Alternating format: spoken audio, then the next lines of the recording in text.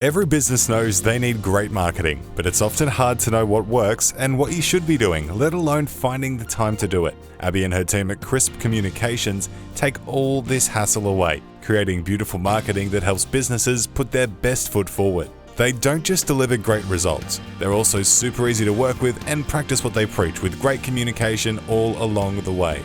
So if you need a new website, new branding, new brochures, or even help with your podcast, head to crispcoms.co to find out more. There are a few things finer in life than beer. But have you ever wondered how that golden goodness was made? Then hop on board with Hop On Brewery Tours. We'll take you behind the scenes of local breweries, show you the fascinating brewing process, and even find the right beer for you. With full and half-day tour options available, Hop On Brewery Tours offer the most fun, educational, and unique day out in Brisbane or on the Gold Coast. Change your perception of beer with Hop On Brewery Tours, Queensland's original craft beer tours. Visit hoponbrewerytours.com.au today. So, are you ready to hop on? Remember, always drink responsibly. Be back into play here, although under some trouble immediately. Picked up by Fletcher, and look at that. So easy.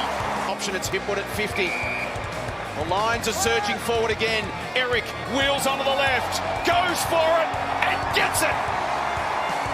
They move it forward. Rayner, Gardner for the team goal. Oh, yes! Turner in best position. Dangerous spot. Gardner grabs it and goals! He's got 4! The Brisbane Lions fancast is back straight after another Sunday afternoon game, and I've got to say I'm not enjoying the last couple of weeks, but we are getting the results that we have deserved, arguably all season. Our chickens are coming home to roost. We are now 7-2-1. I haven't had a look at the ladder, but I would imagine we are no longer sitting on top, probably still top 4, but another game against a bottom 4 side where we have dropped our bundle. And, you know, rule number 1 of playing Melbourne is don't kick long down the line anywhere near Max Gawn. Do you reckon they got that memo, especially in the last quarter? I thought that was a rhetorical question.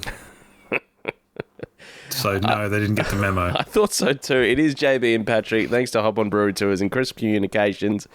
Oh, God, what is our football team doing to us, Pat? We scraped away with a draw last week when we shouldn't have. This week, we got done. We got done by Melbourne, and rightly so. Max Gawn was huge. Petrarca in the middle. Clayton Oliver did a job on Neil. Darcy Garner kicked a bag. Eric Hipwood was our backup ruck. All of these things and more are yet to be discussed. Votes are going to be difficult today, Pat. Votes are going to be difficult. That's what I will say. Oh, they're pretty easy for me, to be honest. Okay. What? I mean, like, there's 3 people that stood out as being like quite good, and that was it. I mean, all I can say is, like, in this game, we played some really, really good football, like really good football, and then we just decided to, for whatever reason, stop playing in the last quarter. And, like, you're sitting there going, okay, so it's 14 points or whatever. We've managed to just, like, get back to a good lead going into the last quarter. And you're like, okay, let's maybe bring on McKenna, add a bit of, like, zip and run to kind of perk things up. That sub needed to be made 10 to 15 minutes earlier than it was, hey? It was, like, it cut to him. They're getting ready to make the sub. And then 6 minutes later, he's getting a rub down on the bench, having not been on. And it's like, what? Do that at 3/4 time or at the end of the second, third. Like, what? I know. Put him on the field. Because there were some players that left a little bit to be desired. Yeah, I mean, sitting at the Gabba, I was talking to Andy and Deb, who I sit next to, and we're sort of ruminating about the sub. I said, it'll be one of 2 people. It'll be Lohman or it'll be Coleman, because they want to manage his minutes. And sure enough, it was obviously Lohman. But why they waited so long, and it's just like the whole feel of the game, it was just sort of chugged along. We sort of kept that 2 to 3 goal margin for such a long time, and then some point during the third quarter, I was like, how are we only 2 goals in front? I feel like we've been a lot better than to only be, 14 points in front. And then I thought, that's fine. Melbourne have been so garbage in last quarters this year. We'll just chalk this up as another win that we probably could have won by more, but didn't. And then it all unfolded, and we just decided to kick it to Max Gawn. Jake Melksham has once again gone home with Harris Andrews in his back pocket. Yeah, pretty yucky, pretty stinky game. Yes, it was. I said just before we started, we well and truly lost that game in the second quarter, where we had a lot of very good looks inside 50 and just could not hit a target. And that was sort of, whether that's another element of the structure and stuff. But we're probably getting ahead of ourselves. So who basically called the lineup change?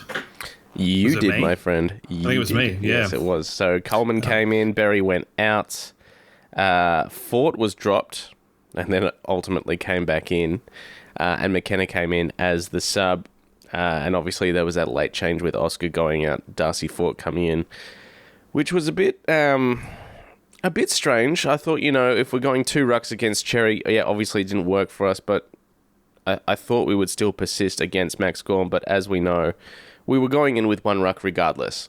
Oscar was going to be the guy, but we found out throughout the week that he has been battling through soreness. Epidurals and all sorts of stuff have been administered to get him through week-to-week proposition stuff. He was a laid-out. Darcy Fort came in, and Max Gawn just had an absolute field day today. He did. The strange thing with that is it didn't really... It kept Melbourne in the game a little bit, but we were able to kind of turn the game in kind of post-stoppage clearance, and even in stoppages we were fine. It was the centre clearance that was killing us early on. Yeah.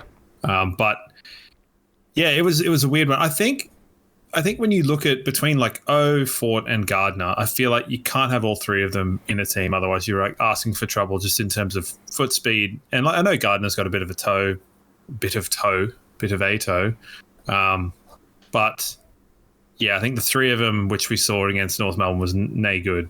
Whereas 2 of them is okay, because I don't think that it was necessarily Fort's lack of effort, and definitely not Darcy Gardner, were not the reasons why we lost that game of football. So, well, certainly not Darcy Gardner today. And like his 3rd goal where he kicked it on the run, ridiculous. Like who, I think it was Cam Rayner that dished off the ball. Who sees Darcy Gardner on the run and goes, yep, that's the option, I'll give it to him, and he runs into 50 and kicks the goal.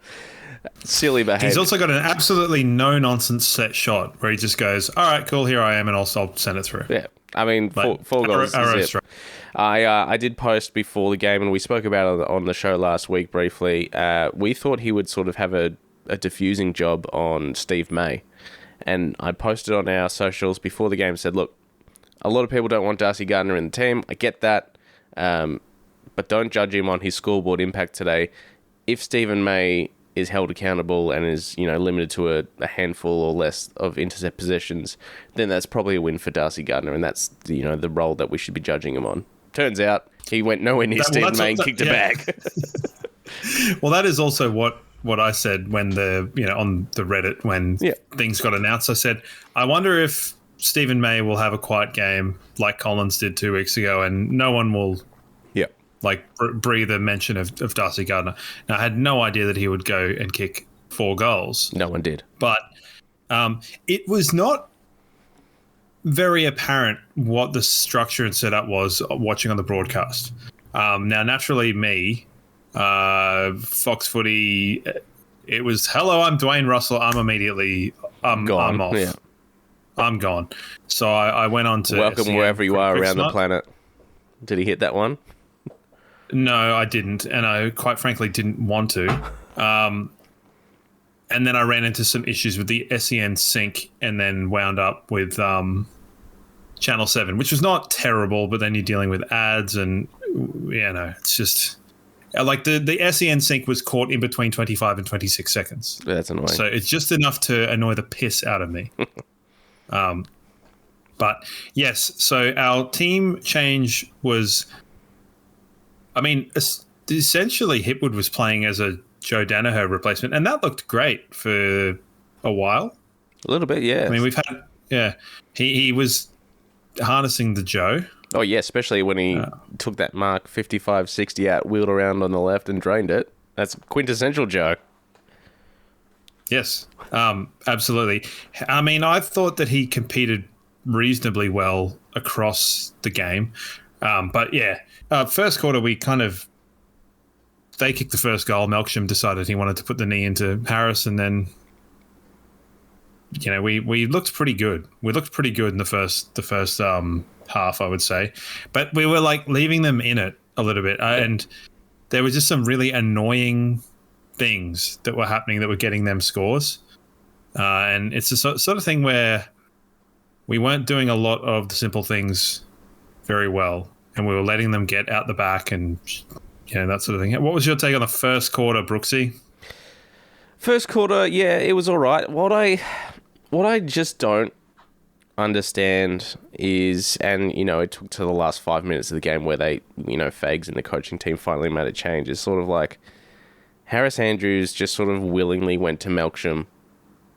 Okay, fine. I guess I've just accepted my fate and this is going to be the matchup. He didn't try to manipulate it whatsoever to try and break away from him and start, progressing to someone else and chop out with Jack Payne or Froggy or anything.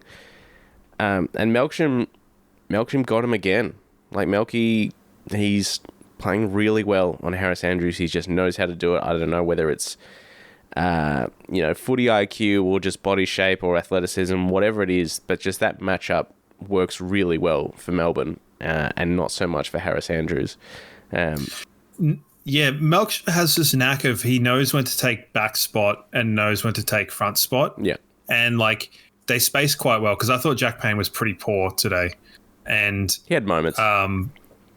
Yeah, he just his assuredness of hands was not there, as it kind of has been so often this season. But yeah, Melksham knows when to kind of take back position to sort of bait Harris into either whether he's going to go into the contest or either he's going to go back. And then it gives Melksham the jump. And he's got a good jump. He's got a face only a mother could love.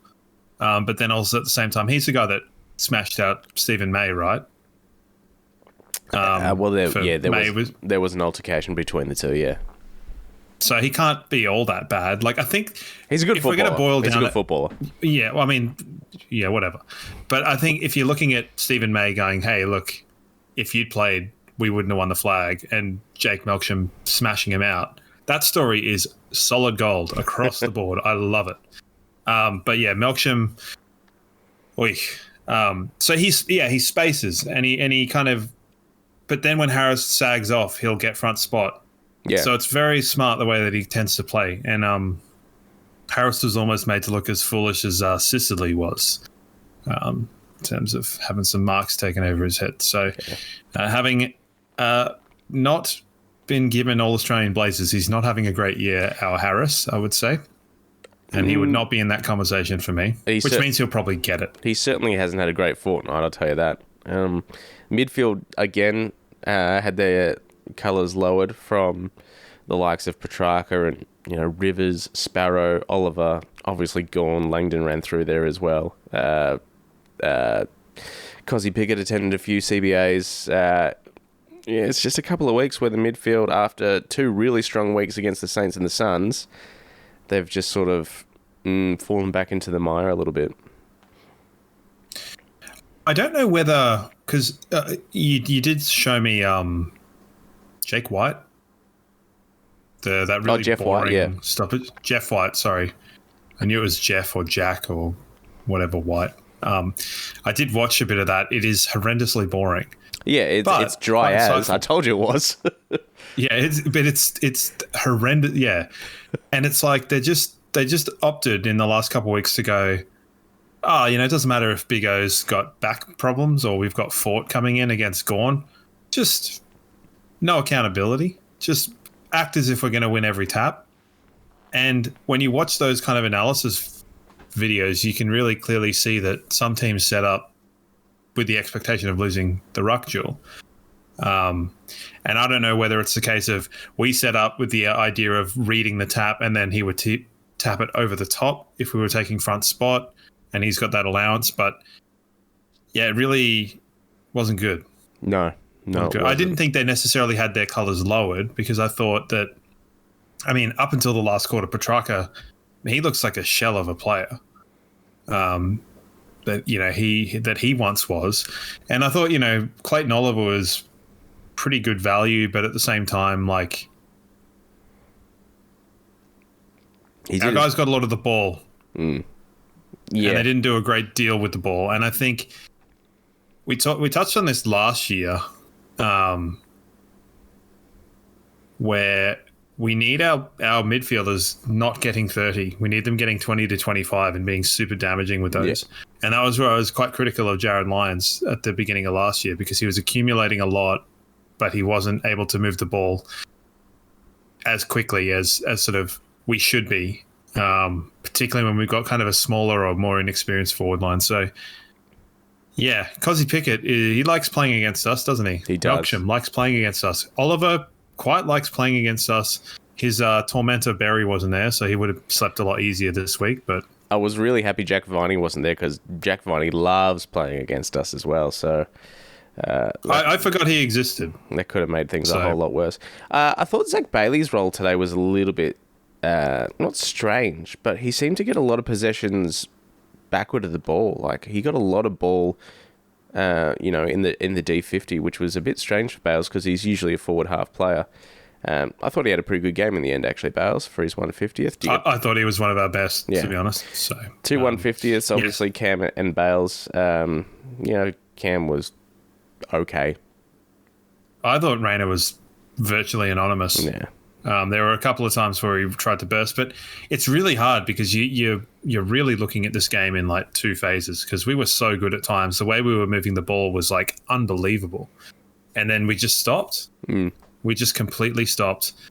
And whether it's a fitness thing, whether it's a season ebbing and flowing, the winds of time, it feels like we're sort of at that point where we're limping towards the bye a little bit, and we've got a couple of really tough games before we get there, unfortunately. We've got a late bye. Our bye is in round 14. Yeah. So because the expectation was that we would have a bye beforehand. So they did the right thing this season because last year we had 2 early buys, but we just obviously didn't get our round. Give me my round 3 bye. I thought Fletch was pretty good across the day. Motti was pretty good. Klug had bits and pieces.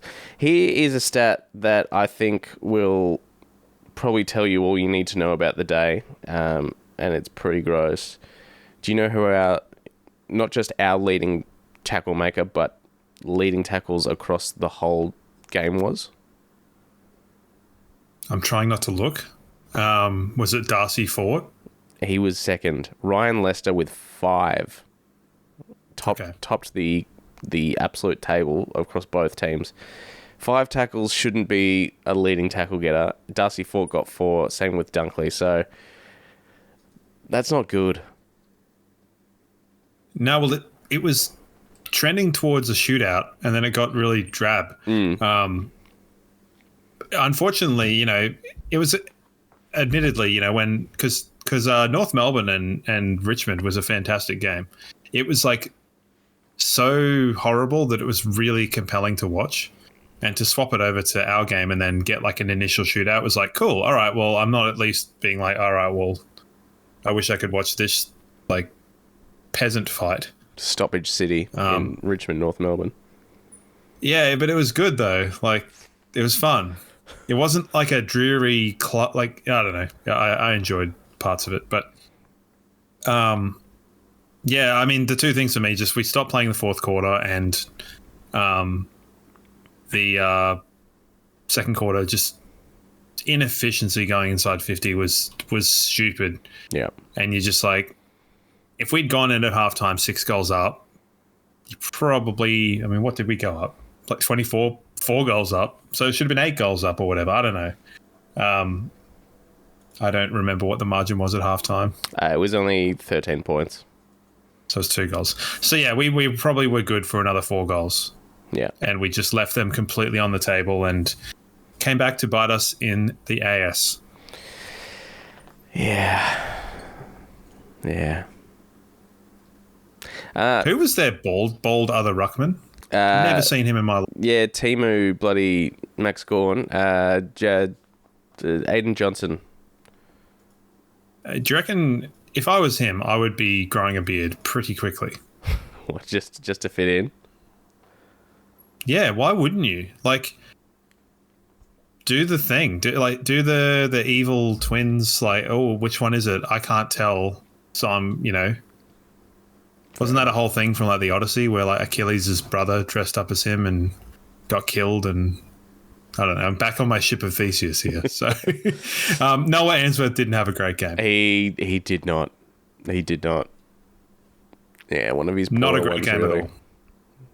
But he's not alone there. I thought Charlie early on was quite good without hitting the scoreboard. He set up 2 really good goals, and then the moment he got the ball in maybe the second or third quarter, he torched 2 or 3 teammates and he snapped one on the left, and you're like, Charlie, you just set up 2 really good goals with your sharing inside 50 and picking up players, and then this. And then he did it again. With a right foot snap from like 48 meters, and he had Hipwood and someone else, Calamachi. Like, it's like, dude, like that's the kind of shit I'm talking about.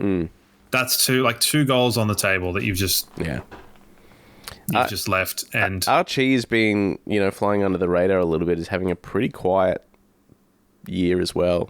I mean, comparable to Charlie's. Lohman too.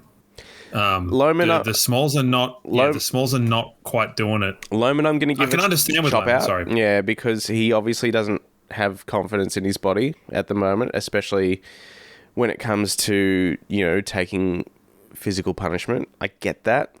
He's going to need to find that confidence soon, though. Yes, he will, because we can't have that kind of. I mean, Calamachi was fantastic against the Dogs. But his kind of defensive work hasn't quite been up to the standard it was, particularly in the final series last year. What he did to Whitfield and Blakey. So it's especially when someone like Bowie is probably one you need to clamp down on. Bowie and Salem, and Bowie had a game for them today. Well, Bowie just doesn't get tackled because he's elusive, and he's of course you would like Bowie given he's got red hair. Yeah, that's me. Classic red-haired apologist. I just thought he was really good. Yeah, no, I'm just, harping back to a couple of weeks ago. So, yes, Melbourne were pretty good. Like, Petrarca, as I said, he's a bit weird. He looks like a ghost. Yeah, ever since obviously last year and that massive hit and the issues he had with his spleen and all that sort of stuff, he just hasn't been the same player. But he was pretty good today without being the sort of explosive, dynamic Petrarca we've seen for so many years. He had a pretty good game. Yeah, he was. Anyway, let's stop talking about the Melbourne players that had a good game. I don't like to, I was fairly certain I tried to indicate my loathing of this Melbourne outfit, and I'm having to lower my own colours here. So, all right, well, let's talk about some players that did well for us and do some votes for Hop on Brewery Tours then, shall we? You first or me first? You go first. Okay. I said it was going to be easy. You did. And it is. So Fletcher's getting my 3. Sure. Because I thought he was very good when we were good, and he was not as shit as some people when we were bad. Gardner gets 2 because he kicked as many goals as he has and then 1 more. And it was a nice surprise. And his pickup running through handball, good. Bailey gets 1. Yeah. Okay, I'm just going to swap Fletcher and Gardner. I'm giving Gardner my 3 because I'm never going to give him another vote, I would imagine. I would imagine Darcy Gardner is not going to feature in votes any other week. I'll be very happily surprised if he does, but he's getting my 3, Fletcher 2, Bailey 1. Yeah, that's about it. Dunkley was close to a vote.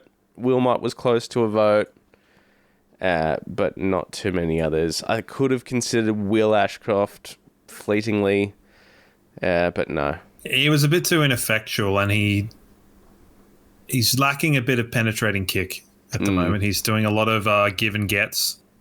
Well, that's Will Ashcroft. Yeah, but he needs to smarten up with it. Yeah. You know, you don't need to do that every time. McCluggage is stiff. Yeah, he had some moments. For me. And Zorko was pretty good, but also gave away a 50-metre penalty for no reason.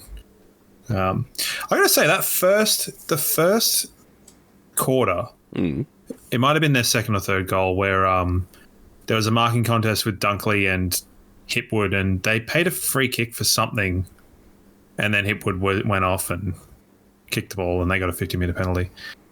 No idea what that free kick was for at all. Yeah, I mean, the ground, I've got even less idea, so sure.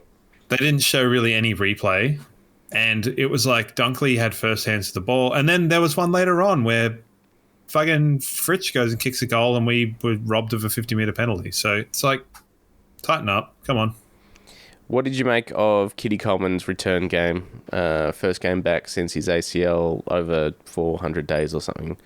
In between games, I mean, the crowd got right behind him when his name got announced in the team lineups, and especially when he hit that first kick straight in the middle of the ground. There was a moment of like, oh, that's right, this guy's actually really bloody good at football. I remember now he came runner-up in the Norm Smith medal. And was our finals player of the series. Yeah. Tied with McCluggage. He was great for 3 quarters. Yep. I mean, you can say that about and then a lot of players. And then he faded a little bit, you know? Yeah. And I think, I mean, it's a bit telling that they took Kai off and not Coleman, because Coleman had a couple of moments afterwards, but he just seemed like he wasn't quite in there. Yeah. There was one moment where he kind of didn't take some physical punishment that I noticed and said, that's a guy that hasn't played in 16 months. And defensively, he was pretty off as well, but it's his first game back, whatever. I thought, like, first of all, he got through, tick. And then everything else is just sort of cream on top. And, you know, whether he holds his spot, whether he starts as sub next week, who knows? That's a conversation for later on in the show, but for next week as well. So, it's good that he got through. Yep. And it just, you know, to kind of quantify as well, Fletcher was basically playing up on a wing. Yeah. So, yeah, definitely. And then, because that's what I sort of thought happened, in the last quarter, and we haven't mentioned this, but the last quarter, it looked like Fletcher was more so playing a half back, and that's where I thought that they were going to pull the trigger and take Coleman off and have McKenna as a runner. They did that thing, where everyone and their dog forever's like, why don't we try Harris Andrews as a forward? And they did it, and it was horrible. Yeah. It was really bad. Yeah, that was desperation personified, wasn't it? That last. We didn't need it. It didn't need to be that desperate. We had like 7 or 8 minutes, and we weren't. No, I know. There. Harris was obviously getting a bath from Melksham, so it just reeked of desperation. It was really dumb. Yeah. Yeah, to me, and I know Fagan over the years has been maligned for making no decisions and making weird decisions. This to me was one of the worst coaching decisions he's made. And if it's just a loss to Melbourne in a home and away, whatever. But to take a guy that's kicked 4 goals and has generally been pretty good up forward and just to dump him out back, I know that Harris was having a terrible game, but the spite at which he punched a ball in a spoil after Melksham had kind of towelled him a few times was quite good. Yeah. So I don't think that was necessary, and I think that contributed to the loss of the game, because when McKenna kicked that goal, we should have still won the game. We didn't, but we should have. No, what we did was kick it to Max Gawn continually. Yes. And you're looking at it going, okay, we're so good at changing the... And when it's fine, inverted commas, it's fine when it's like Peanuts doing it, and we don't have a lot of them. But when it's like Jack Payne kicking it up the line or whatever, slightly understandable. But when it's Zorko and he's got the ball at the 45 and he elects to go into the half space, you're like, dude, it's a big bearded bald guy that's 211 centimeters. Who's been doing this for a decade. Yes. Yeah. Yep. Yeah, it was... Anyway, that's the end of that. It was mind-boggling. And the crowd was just like, what are you doing? And not listening to the commentary, I can only imagine what they were just saying. And maybe it was just, Gorn glazing, or whether they were in fact going, why would they keep kicking it down there? It was just... Nick Riewoldt was a bit doing that. Yeah. So I think at that point I'd swap to 7. BT's having like a holiday. It's the first time I've actually listened to BT commentate all season, and he's just like does not give a shit. It's kind of good. We had Jason Bennett. Oh, that's awesome. That's good. And he was fine. And then Riewoldt. And sure. Riewoldt was just like, what are they doing? And it's like hard to argue. Hard to argue with. So glad I didn't hear Dwayne Russell, because that would have completely given me an aneurysm. The Brisbane Lions Fancast is proud to announce we have our first run of t-shirts available for you to buy. The website to check that one out is ours, brisbanelionsfancast.com.au, and you can see the link right there. It should be towards the top of the page. We've got 6 shirts at the moment. We are going to be looking to expand that range over the next couple of months, and we are certainly welcome to feedback and suggestions of things that you do want to see, and we can hopefully make that happen for you. But for now, 6 shirts available for you, brisbanelionsfancast.com.au. We would appreciate any support in what you may be able to afford, and help keep the show running and rep our merch as well, because it's our first time doing this, and we're very excited about the prospect of seeing these shirts in and around the Gabba and out in the streets. So brisbanelionsfancast.com.au. Get your hands on some Brisbane Lions Fancast merch. All right, well, let's move on. Well done to the D's. Good win for them. Pissed by us. Hawks next week. That's going to be... I'm not looking forward to that at this current rate of knots. No VFL this week. This VFL fixture is so cooked. It's just like I think they've already had 3 buys. It also makes that management of Tom Doedee last week that little bit more baffling. So he's obviously had some sort of setback.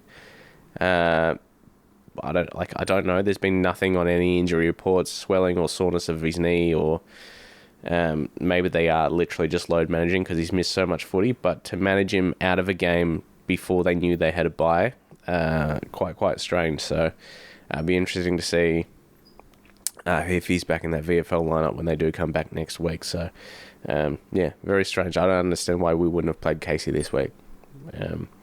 But having said that, let's have I think we might have done something maybe against like Oakley Chargers, because I saw some thing of the tall Darcy guy from Western Bulldogs. His brother played for Oakley, and they were playing the Lions. Could have been academy stuff, maybe. Might have done, yeah, maybe. I don't know. I think so. Actually, yeah, probably. I didn't really look, to be perfectly frank.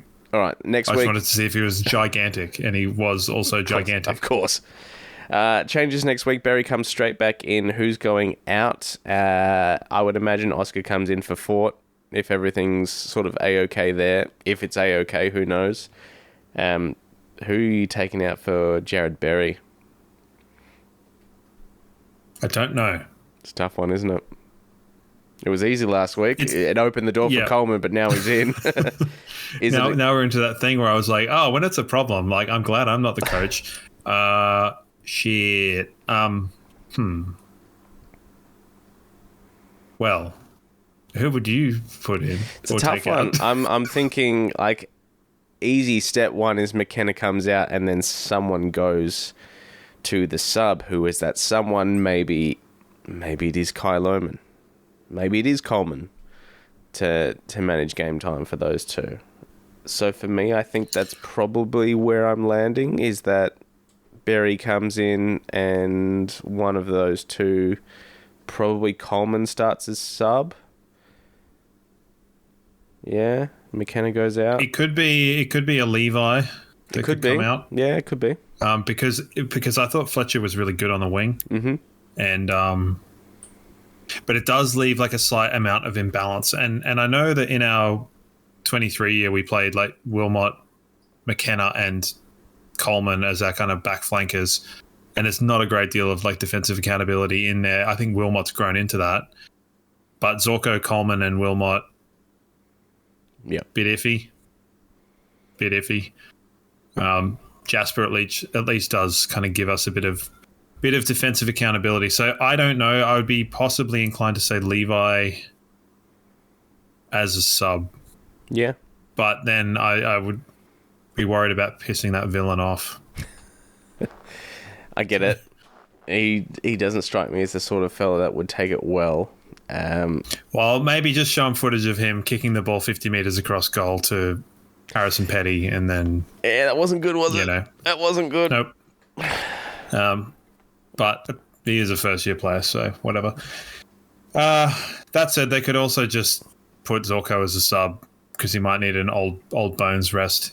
Someone actually said it in Discord. I'll find the... Actually, I'm not going to be able to find that, because we've had a lot of yammer during this game. But I think it was Danielle that said, can we start treating these games that we should be winning a bit more Collingwood-like, where we sort of bring in some players and try to rotate through and manage the squad? Now, Brooksy, how many years have I been saying that we should be managing the squad? Yeah, at least since we've started this. Yeah, 2, 3. 2.5. Yeah. 2.5 years, because I think it was very clear that we were having issue with drop-off after our best 22, and that's not really the case anymore. But you don't necessarily need to have Dane Zorko playing every minute of every game.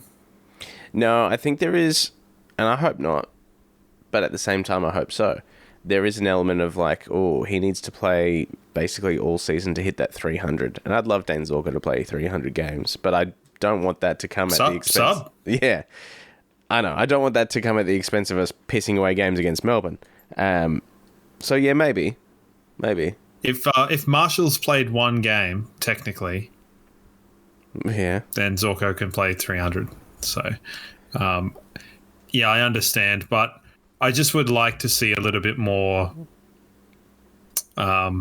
smarts used in terms of managing the squad, because we do look heavy, and we look heavy on the field, Yeah, no, I get it. Running heavy.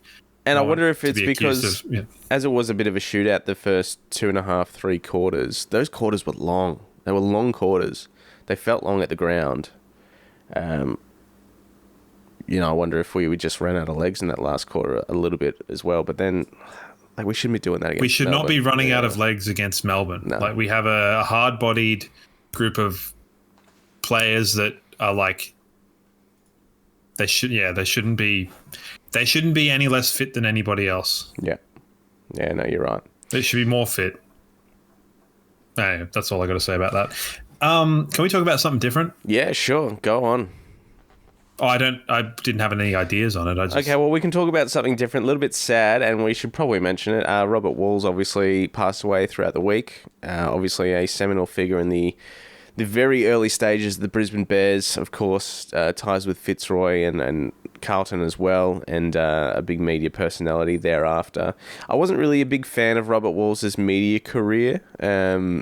I guess I was obviously very young when he was really making an impact in the footy world. By the time I was sort of cognizant of it, he was in the media, and he sort of struck me as a bit of back in my day type operator, and I was like, I don't really love this guy's opinion. My mum loved Robert Walls. Every time he would pop up on the screen, say anything, she would always say the same thing. Oh, he's got a pleasant face, that Robert Walls. Got a pleasant face. So I always just remembered him for having a pleasant face, whether he did or didn't. But a sad passing, one of the great sort of footy figures. Yeah, I must admit, they did actually do something. So at halftime, they did show the Hawthorn Bears game at the Gabba. That last quarter blitz, where I think we came from maybe 40 odd points down against Hawthorn, and he'd pointed out that the Hawks players took their huddle in the shade. And it was a bit of a hit parade of people that kicked a goal, and they came over the top of them in the end. So that was kind of nice.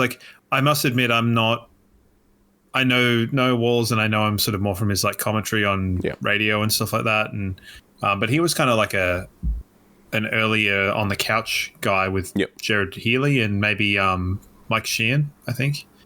But I don't think at the time I had Foxtel, so I don't think I saw any of it ever. Wasn't quite that. One of the videos that's been doing the rounds across the week is him sort of versus Kevin Sheedy in very early Talking Footy Channel 7 hosted by Bruce McAvaney days, and his chat of talking to Kevin Shee's like, well, you've just been at a rich Victorian club for 20 years. You've got no idea what it's like to go up to a bottom of the ladder club and have to take money from your own bank account to pay your best and fairest winner. Like, stay in your lane. Like, you don't know how good you've got it, sort of stuff. And that was quite an interesting watch. Yeah, I have seen that once or twice, and I think there might be like a little fly on the wall Caroline Wilson there as well, just like lurking in the side, not knowing what to say. A very young Caro. Yeah, but I mean, he was on the money with that. I think sometimes his analysis wasn't always quite. It was sometimes a bit negative, but that's okay because I think, as you said, back in my day, that is a bit of it, and I would be also a bit remiss if I was overly critical of that kind of rhetoric. So, yeah, sad to hear he was sick for a while. So I think I'm glad he got to sort of go out on his own terms, with the various laws that have been down in Victoria and stuff, with the assisted dying and all that sort of stuff. So it sounds like the way that he went was actually quite sort of nice. Sounds good. Yeah. Not so good. Adam Selwood as well. That's awful. Troy Selwood in February and his twin brother now in May. That must be a really hard couple of months for that Selwood family, and I really, really feel for them. It's hard to comprehend. It is, isn't it? And I don't. Yeah, I've got brothers, and the idea of like losing one sounds pretty grim. And then losing two of them would also be like, magnitudely grim. So I don't know what that would be like. But I can't imagine it's... Yeah, it would be pure hell. I can only imagine it would be just pure hell. So... And you like, I feel for the parents, because to having given so much of probably your lives and yourselves, like to your boys that are playing football albeit the highest level, and they're achieving success, to have all of that kind of like go in the way that it has, with obviously some underlying like sadness and unhappiness. I think it would be very hard for the parents to kind of quantify whether they push too hard or whether they, but who knows? Talk to people. Yep.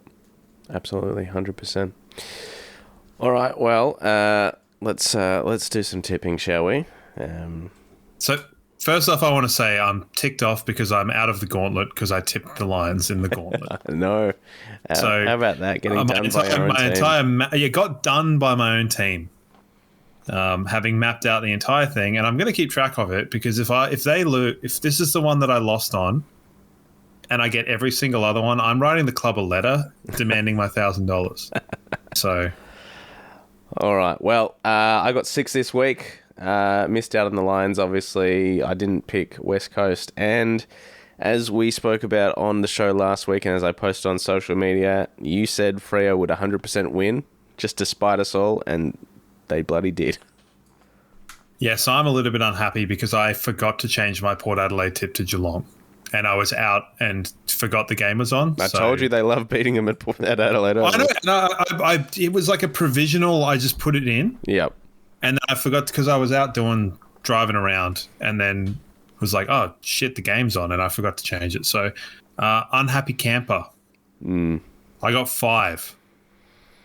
All right, well, let's look ahead. And I also did not get my 46-point margin of the Gold Coast. Let's look ahead to next week. Geelong just Bulldogs. A thing. Hold on. Yeah, go on. Why is it that Hawthorn are playing us this week off of like a 1,000,000-day break? 1,000,000-day break, including a flight to Darwin. Yeah, sucked in. Yeah, I mean, I get it. Look, I'm not excited.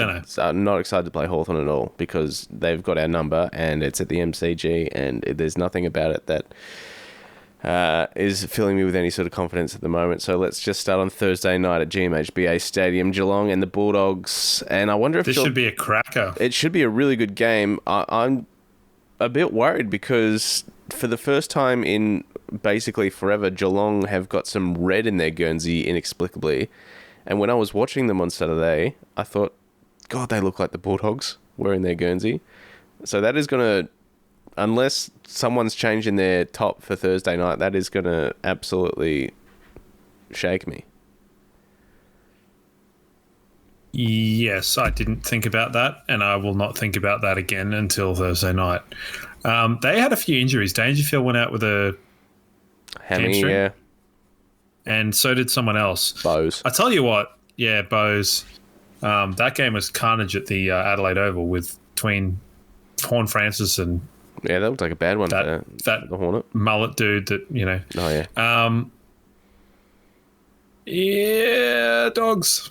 Yeah, I'm going Dogs as well. Geelong at this point are heavy favourites, which is... I suppose it's at home, but the Dogs just look so good. They made an absolute mess of Essendon. An absolute mess of Essendon. Yeah, I'm not unhappy I didn't bother watching that. Yeah. It wasn't Because the greatest Saturday night, was it?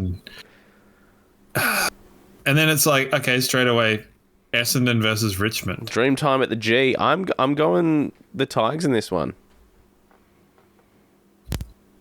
I don't think the Tigers will win, but I would like them to win because I think that they're more fun than Essendon. No Noah Bolter. Yeah, no, he's got to be at home in bed, tucked up. All right, Carlton GWS at Marvel. Ugh, yuck. Jeez, this is a tough one as well. GWS for me. Bounce back after a pretty disappointing performance against the Dockers. Yeah, I'm inclined to agree with you, and I know how much of that is I hate Carlton that is influencing your tip. Didn't get me wrong this round. I'm tipping the Hawks. I'm tipping the Lions, and I hope we have the same thing happen that happened against Gold Coast. Yeah, so am I. But I do understand that the difference is that it's not Collingwood. Mm-hmm. And like this game is far more 50-50 than whatever. Anyway, tip whoever you want. Speaking of Collingwood, I'm tipping them to beat North. Yeah, are they going to come back from 500 points again and then get away with a not 50-metre penalty? No, I think... Or is it going to be... I think they'll just belt them. Correct. Oh, God. Port Adelaide Freo. This is a game I'm not going to watch a single second of. See, I can see myself being curious to watch that game because it is two of the flakiest operators in sport, and I'm tipping Fremantle. Yeah. I have not learned my lesson. I'm going to tip them as well, and I'm prepared to get... And I'm going to say this. I'm going to say Horn Francis will come from he won't play, but he'll come on the field over the Optus, say, with a chair, and will lay someone out, and then Port Adelaide will win. Adelaide, West Coast, Adelaide. Ooh, Sydney, Melbourne. Sydney are not very good. No. And they're also without Amati and McInerney because McInerney just seems compelled to be like flogging people. That Amati one was bad. I thought he'd get sort of 4 weeks for that. But at the same time, I don't think Melbourne are good. I think that, and this gets thrown out a lot and I don't love it, but I think that was Melbourne's grand final that they just played. So I'm tipping Sydney. Yeah, that's a tough one. Melbourne, Sydney at the MCG. Ooh, I'm going to tip Melbourne for now, but I could very well change that. And I'm tipping the Suns to beat St Kilda at Marvel. So let's just, history lesson here. St Kilda, Gold Coast at Marvel Stadium was the worst game possibly ever. That's true. Although that Carlton-Sydney game was pathetic too. That was such a horrible, horrible, horrible game of football. Yeah, you're right. Man, Saints got to go. I don't know. That's a 50-50 for me, but I'm going to... It is a little bit. And Saints have got a knack of beating the Suns in really close games as well. Yeah, where the score's like 30-22. Yes. So that is my provisional tip will be Euroke. Do you reckon over the Suns? Do you reckon we are going to adopt the Indigenous name for Sudak Knuckles round moving forward? I can't understand why we wouldn't have. What would it be? Would it just be Wollongabba? No, it'd be Mianjin. But is it so? But is it Brisbane like a direct translation? Because I had this as a question. The little symbol on the 50-meter arc. Mm. What does that mean? Like, because I'm not. I assume. Correct me if I'm wrong. I'm not sure 50. that there are, but I don't know that they had numerical articulation in like linguistics. Yeah. Look, I'm not going to pretend under the to impression know. that they don't, so I don't know. But I was wondering, is it like arc? Is it like scoring zone, or is it something like that? Like it was Let us know. But yeah, if you do know. If someone knows, please tell me because I'm curious. So would it be a direct like Mi engine for? I assume so, yeah. What it is? Yeah. I'm surprised we haven't done it yet. Well, the cohort that we've got would kind of dictate. Got to say though, we didn't learn our lesson from last year. So last year we looked like we had a big fanny pack over the butt of our jersey. Yeah, now we got the plumber's crack. And this year we've got the tree. Just stop putting stuff on that part of the jersey. Yeah. Yeah, it wasn't. Or wear it and be like, hold on a second, that looks like an arse crack. Yep. Yeah, a little bit of road testing wouldn't have hurt, would it?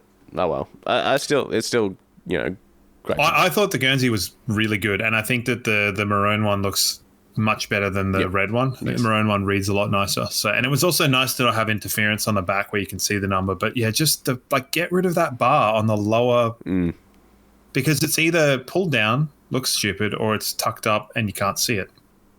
Save yourself some paint. Let's wheel it thanks to Crisp Communications. crispcoms.co. Get yourself a free Brisbane Lions fan card sticker through our website. Abby and the team have graciously made some Brisbane Lions fan card stickers and giving them to you for free, which is absolutely insane. You can do that through our website. It is time for the wheel.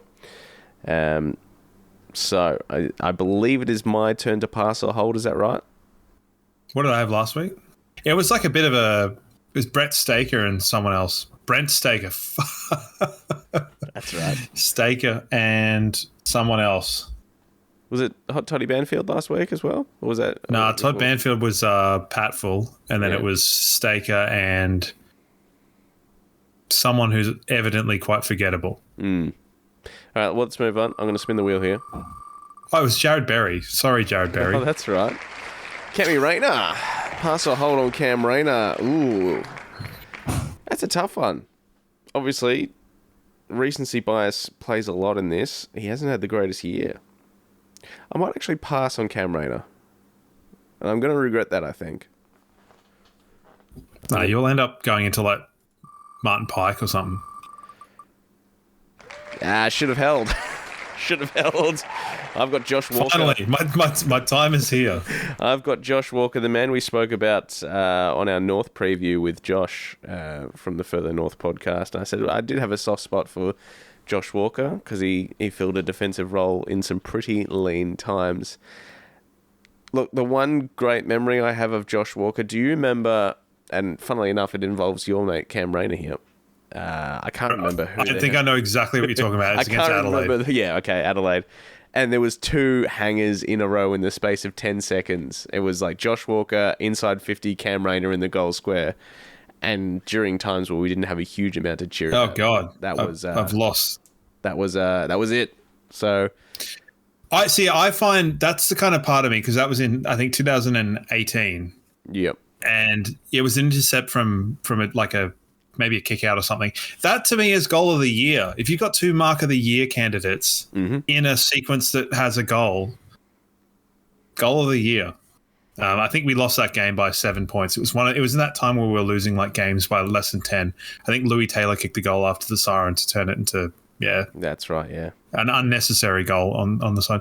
I don't know how I remember shit like that. Well, back in that was in the day where we were the best, or they're the best 0-9 team out there, and now we're arguably the worst 7-2 team.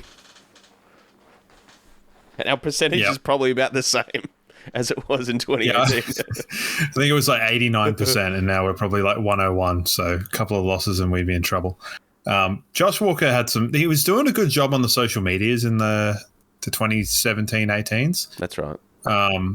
Him and Bastanak, I don't know, must be some North Melbourne thing where they had a lot to do on the YouTubes, and it was quite entertaining.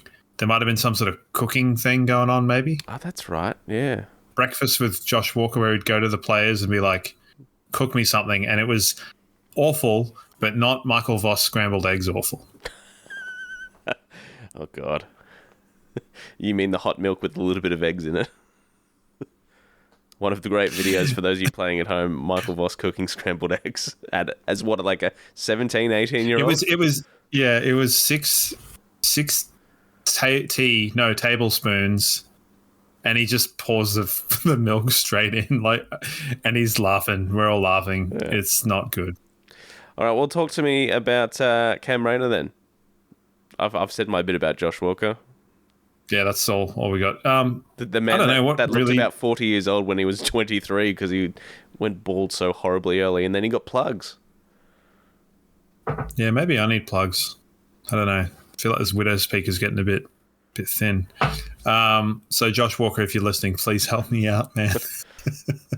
Now, Cam Rayner has had a bunch of different haircuts. Started with the Dustin Martin.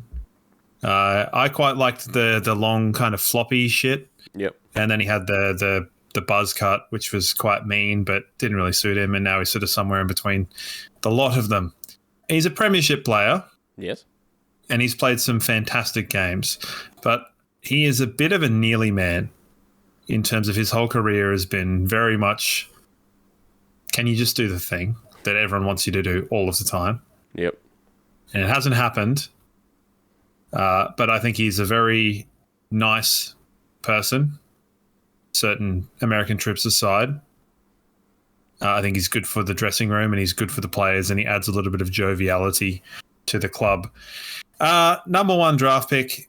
I think he cops a lot of flack for that, and I think he's a better, more skilled player than he probably is given credit for, and he's working well in the system. So I don't know. I don't have any anecdotes about Cam Rayner, really. So it's Cam Rayner or Josh Walker. Like, you're not picking Josh Walker, so I don't have to do anything. Yeah, it is a bit of a laydown misère for you, isn't it? I knew I shouldn't have passed on Cam Rayner, but here we are. You can have your say at our social media pages.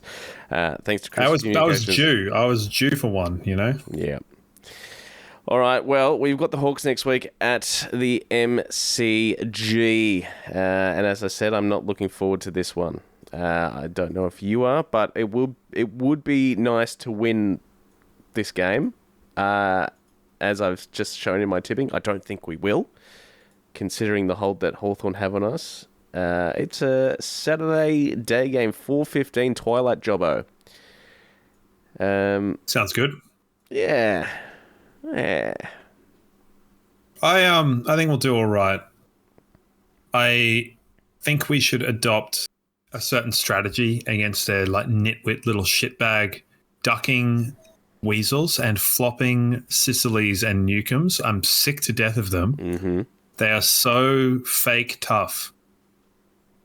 It's so annoying to watch them just go down like a sack of shit every time they get the ball. When you're going in to tackle those little guys, pretend and then step back. Just step back and let them missile through like the porpoising dolphin that they are, Wizard, and Dylan Moore. Dylan Moore's worse than Ginnivan, but I don't like them.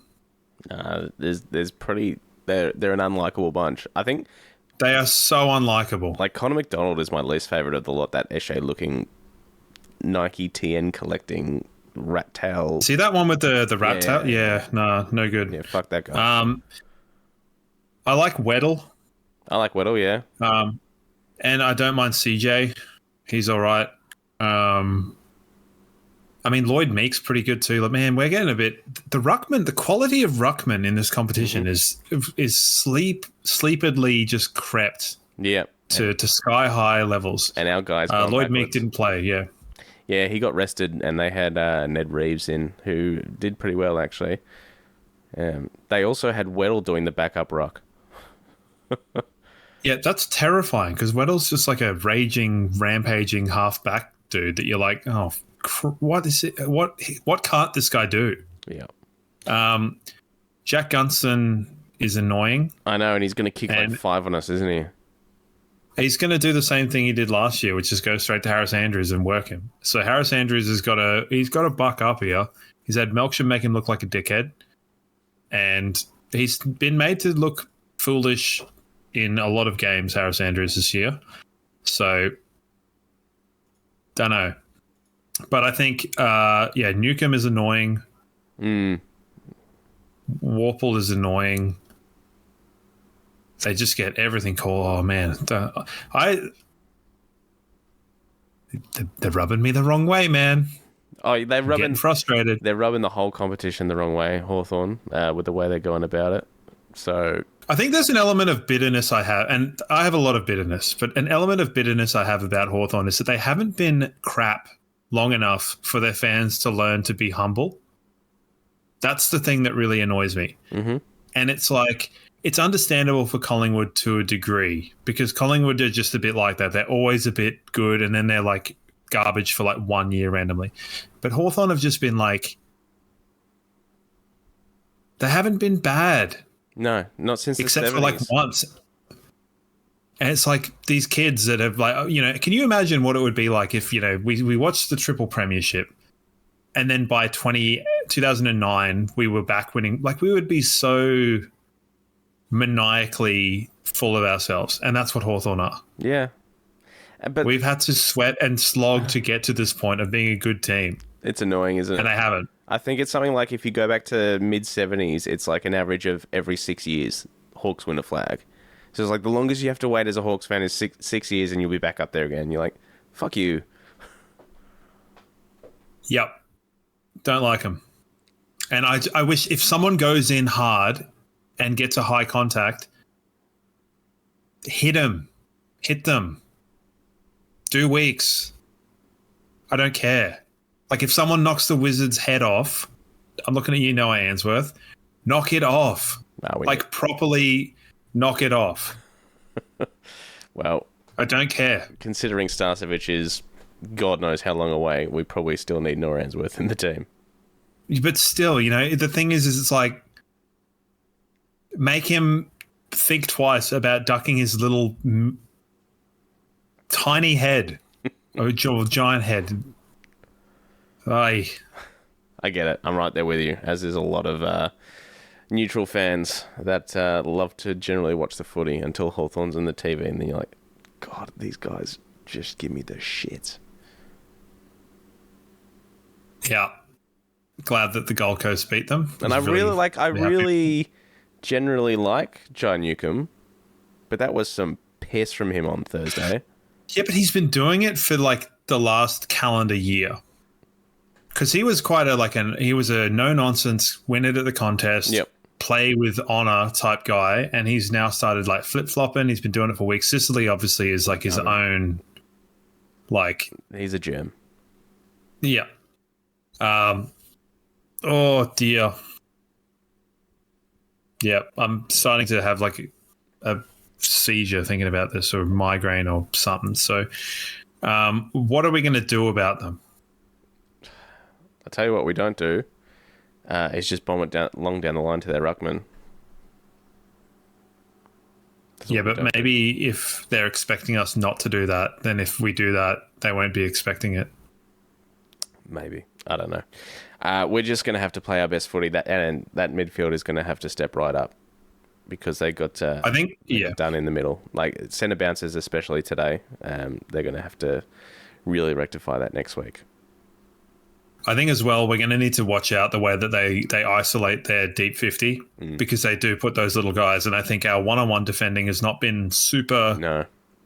Actually, it's been okay. It's more our system, our structure that's been a bit piss.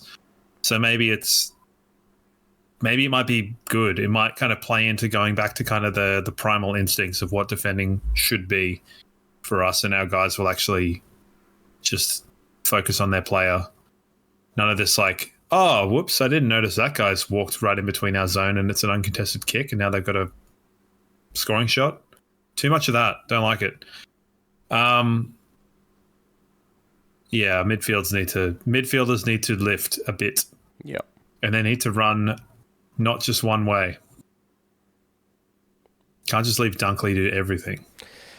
No. Insanity. He's going to have his work cut out for them, as they all are. I can't imagine Lockie having another poor week. Do they have a run with player, Hawks? Wasn't that Irish bloke? Oh, yeah, Nash. That's right. No, was it Nash? Who was the guy that used to go with Dacos? In that game where Dacos broke his shin. McGuinness, but Finn McGuinness seems to just be playing as some sort of footballer now. Not a very good one, but a footballer. Yeah. Connor Nash. the old roundhouse, round arm. Yeah. Yep. Yeah. Well, I don't know. We should beat them. We might not beat them. I want to beat them. I definitely want to beat them for a number of reasons. One, because it's Hawthorn and we haven't beaten them in a long time. And two, because they're giving me the shits. And three, because we need a bloody win. And some sort of faith restored in our team that's been lackluster at best the last 2 weeks. Treading water. Did you see that of the last 20 times we've played Hawthorn, we've played them Twice not at the Gabba. Yeah. Like, it's been 17-3 or something like that. Yeah. And there's reasons for it, and they are because like they sell however many games to Tasmania or whatever. But it's like, if they're selling games to Tasmania, why is it our problem? Like, I don't understand how that can be a thing where you go, all right, well, Hawthorn are selling games to Tasmania, so they've got to play like the not big fan teams. That's not our fucking problem. It's your problem. Go and play Collingwood down there. You sold the game.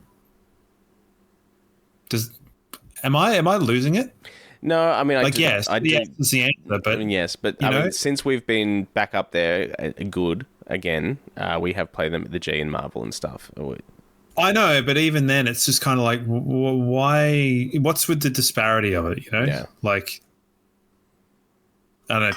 Hawthorn are a big team. Why aren't we getting them playing up at the Gabba? Well, we do play them at Gabba later in the year for the first time in fucking forever. So I am looking forward to that. And that will be actually It's around 24, right? Yep. And if Zorko plays every game, it'll be his 300th. I think it'll, like, if, you know, all things being equal, it'll be like a 250th for Charlie, potentially, and 200th for someone else. Oh, well, it gives us 2 games wiggle room with Zorko. Because, you know, we're going to play 2 finals. So... Sure. He'll be there. Not with the way we're playing at the moment. As I said, we played some of our best football, but we lost the game stupidly because we stopped playing football. Yeah, we've done that against Melbourne before. Yep. Don't remind me. All right, let's put this one in the bin and move forward, and I guess we'll talk about the Hawks next week.